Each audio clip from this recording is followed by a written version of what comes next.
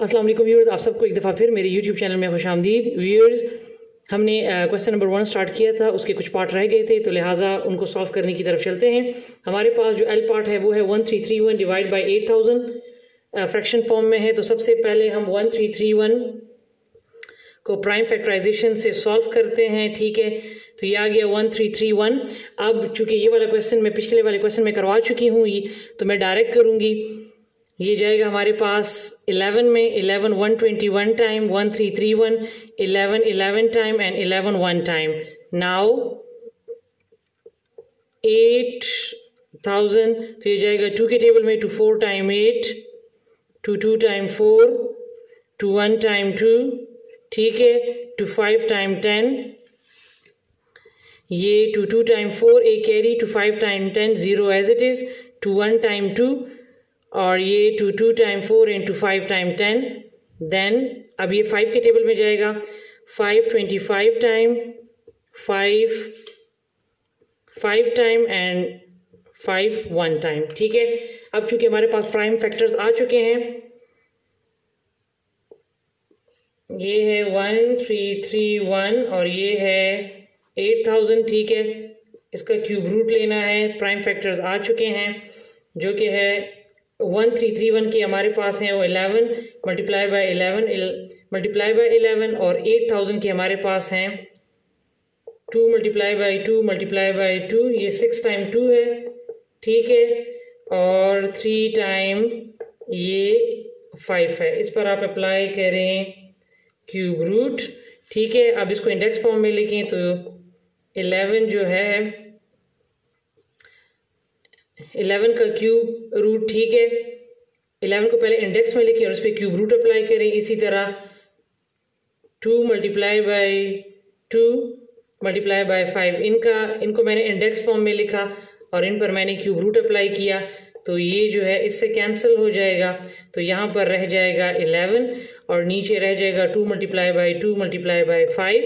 ठीक है, आप इसको सॉल्व करें तो ये आ जाएगा 11 by 20। So the answer is 11 by 20। अब हम अपने नेक्स्ट क्वेश्चन की तरफ चलते हैं। ठीक है, एम और एन वो पार्ट बहुत इजी हैं, उनके प्राइम फैक्टर्स बिल्कुल वो 2 और 3 हैं। ठीक है, वो 2 और 3 टेबल से जाएंगे, तो लिहाजा उनको आप खुद करें। मैं आपको ओ पार्ट करवा देती हूँ जो कि है 64 मल्टीप्लाई बाय 1728। पहले आपने इन दोनों को मल्टीप्लाई करना है, इसके बाद हम इसका क्यूब रूट लेंगे। ठीक है, तो हमारे पास इसको आप मल्टीप्लाई करें तो आपके पास आ जाएगा 110592। तो पहले हम क्या करेंगे, ये इसका प्राइम फैक्टराइजेशन इसके थ्रू इसको सॉल्व करते हैं जो कि है 110592। इसको पहले लेकर जाएंगे 2 के टेबल में। ठीक है, तो ये आ जाएगा 255296, फिर अगेन 27648, फिर अगेन 13824। अब चूंकि मैंने काफ़ी ज़्यादा क्वेश्चंस इसके करवा चुकी हूँ, तो इस वजह से मैं इसको डायरेक्ट कर रही हूँ। आप इसको अगर नहीं कर सकते तो इसको आप डिवाइड वाले बॉक्स में अंदर रखें, 2 पे करें तो ये आ जाएगा, फिर इसको अंदर रखें 2 पे डिवाइड करें तो ये आ जाएगा, तो एंड सो ऑन। ठीक है, इसको इस तरीके से भी आप कर सकते हैं। ठीक है, फिर अगेन 2 के टेबल पे 6912, फिर 2 3 4 5 6, फिर अगेन 2 1728, फिर अगेन 2, तो ये आ जाएगा 864, फिर अगेन 2, तो ये आ जाएगा 432, अगेन 2, तो ये आ जाएगा 216। ठीक है, फिर मैं वहाँ पर जगह नहीं है तो लिहाजा यहाँ पर करिए 216 को, फिर 2 पे 2 1 टाइम 2। अब ये 2 नंबर्स में ले रही हूँ, लिहाजा यहाँ पर मैं 0 पुट कर लूँगी। 2 8 टाइम 16, 2 5 टाइम 10, ठीक है, 2 4 टाइम 8, फिर 2 27 time, 3 9 time, 3 3 time and 3 1 time. सही है, अब इसको हम लिख लेते हैं 110592। इसका क्यूब रूट अब लेना है। ठीक है, तो चूँकि हमारे पास प्राइम फैक्टर्स आ चुके हैं जो कि हैं 1 2 3 4 5 6 7 8 9 10 11 12, 2 को आपने लिखना है 12 टाइम, ठीक है। 1 2 3 4 5 6 7 8 9 10 11 12 और ये आ जाएगा 3। इस पर आप अप्लाई करें क्यूब रूट, ठीक है। फिर आप इसको लिखें इंडेक्स फॉर्म में 2 raise to power 3 multiply 2 raise to power 3 multiply 2 raise to power 3, ठीक है, multiply 2 raise to power 3 and multiply ये आ जाएगा 3 रेज़ टू पावर 3। इस पर आप क्यूब रूट अप्लाई करें तो ये जो है इससे कैंसिल हो जाएंगे। यहाँ पर आपके पास आ जाएगा 2 multiply by 2 multiply by 2 multiply by 2 multiply by 3। तो जब आप इसको 2 time 4 4 2 time 8 8 2 time 16 and 16 3 time 48, so 48 is the answer, ठीक है। अब मेरे पास इसमें जो नेक्स्ट पार्ट है, ठीक है, पी पार्ट जो है वो है 1 2 1 6 7। अब इसका क्यूब रूट फाइंड करना है तो ये है 1 2 1 6 7, ठीक है। ये थोड़ा सा इसके लिए आपको सोचना होगा, ये सिंपल प्राइम फैक्टर्स पर नहीं जाएगा क्योंकि हमने इसको सॉल्व किया हुआ है और हम टाइम ज़्यादा नहीं लेंगे, तो लिहाजा कुछ नंबर्स ऐसे होंगे कि आपको उसके लिए याद रखना पड़ेगा कि ये किस प्राइम फैक्टर पर जाएगा। तो लिहाजा ये 23 पे जाएगा, ठीक है। अगर आप 23 को अगर आप इसको डिवाइड करें इस तरीके से 1 2 1 6 7 अंदर रखिए 23 पे डिवाइड करें, ठीक है, तो आपके पास आ जाएगा 5 2 9 यहाँ पे, ठीक है। मैं इसको डायरेक्ट कर रही हूँ। Then 23 time and 23 1 time. तो अगर मैं इसको, ठीक है, यहाँ पे इस पर क्यूब रूट अप्लाई करूँ, फिर ये 23 इसको मैंने इंडेक्स फॉर्म में लिख लिया, तो लिहाजा इसका आंसर जस्ट आ जाएगा 23। तो ये थे हमारे पास क्वेश्चन नंबर 1 के पार्ट। इसके बाद हम इंशाल्लाह वर्ड प्रॉब्लम की तरफ जाएंगे। जी तो व्यूअर्स, मेरे पास फर्स्ट जो वर्ड प्रॉब्लम है वो है a cube shaped iron container has a volume of 6859 metre cube, find the dimension of the container. सबसे पहले आप क्यूब शेप को ज़रा समझिए, इसमें चीज़ों को समझिए, उसके बाद हम क्वेश्चन को सॉल्व करेंगे। देखिए हमारे पास ये क्यूब है, ठीक है। इसमें हमारे पास जो इसके जो फ्लैट सरफेसेस हैं जिसको हम ज़मीन पर रख सकते हैं, ये एरिया, ये, ठीक है, ये साइड्स इसके, इनको हम कहते हैं फेसेस, ठीक है। और हमारे पास क्यूब में जो फेसेस होते हैं, ठीक है, वो होते हैं 6। फिर क्यूब में ये जो होते हैं, ये जो लेंथ इसके होते हैं, ये ठीक है, ये हमारे पास इसको कहते हैं हम एजेस, ये हमारे पास होते हैं, ठीक है, 12। और वर्टिसेस हम कहते हैं कॉर्नर्स को, ठीक है। तो इसमें हमारे पास वर्टिसेस होते हैं 8। अब इन्होंने इसको क्यूब को हम 3D शेप कहते हैं। 3D इसलिए, डी मीन डायमेंशन। इसमें हमारे पास 3 चीज़ें होती हैं, ठीक है, जो है लेंथ, ठीक है, और इसको मैं स्मॉल लिख लेती हूँ, length multiply bye breath multiply by height. इसमें 3 चीज़ें होती हैं, इसीलिए इसको हम 3D शेप कहते हैं, ठीक है। और ये वॉल्यूम का फार्मूला भी है हमारे पास। चूँकि क्यूब में लेंथ, ब्रेथ और हाइट जो है वो तीनों सेम होते हैं, सो लिहाजा इसको हम लेंथ मल्टीप्लाई बाय लेंथ भी लिख सकते हैं, ठीक है। अब फॉर एग्ज़ाम्पल मेरे पास अगर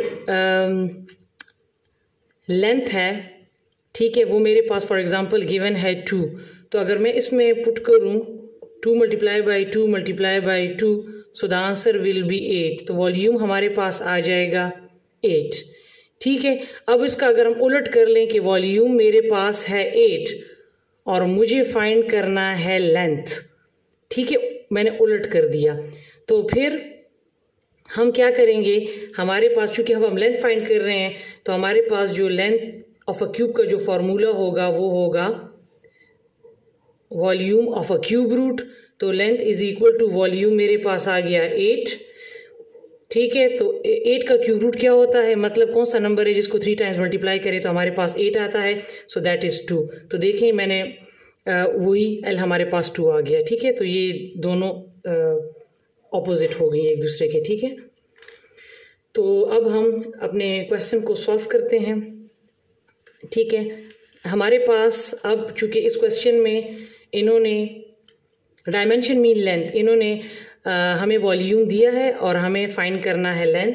तो सबसे पहले हम लिख लेते हैं वॉल्यूम ऑफ कंटेनर, ठीक है, जो कि है 6859 मीटर क्यूब, ठीक है। और हमें लेंथ ऑफ कंटेनर को फाइंड करना है, सही है।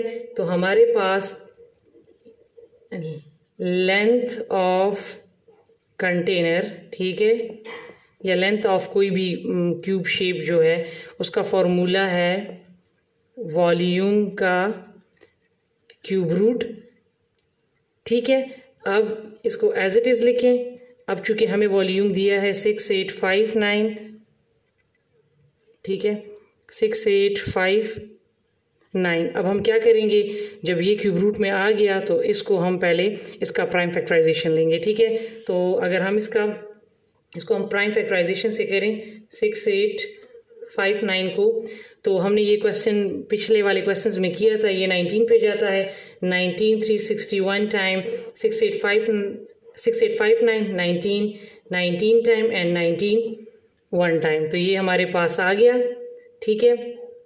19 मल्टीप्लाई बाई 19 मल्टीप्लाई बाई 19, ठीक है। इस पर क्यूब रूट अप्लाई करें, फिर 19 को इंडेक्स फॉर्म में लिखें, ठीक है। ये कैंसिल हो गया। सो हमारे पास जो लेंथ ऑफ अ कंटेनर आया है वो है 19 metre and this is the answer. जी तो व्यूअर्स, अब मेरे पास क्वेश्चन नंबर 2 है। The volume of cube shaped hall is 740088 metre cube, find the length of the hall. Same उसी तरह का क्वेश्चन है, यहाँ पर वॉल्यूम दिया है, हमने लेंथ फाइंड करना है, वहाँ पर डायमेंशन दिया था, डायमेंशन का मतलब भी था लेंथ, ठीक है। तो हमारे पास इसको हम सॉल्व करते हैं, तो इसको हम लिखते हैं वॉल्यूम ऑफ हॉल जो कि है 74088 मीटर क्यूब, और फिर हमने लेंथ ऑफ हॉल को फाइंड करना है। तो हमारे पास length of hall mean length of cube, जिसका फॉर्मूला है, ठीक है, लेंथ ऑफ हॉल जिसका फॉर्मूला है वॉल्यूम का क्यूब रूट, सही है। तो हमारे पास वॉल्यूम है 74088, ठीक है, और ये क्यूब।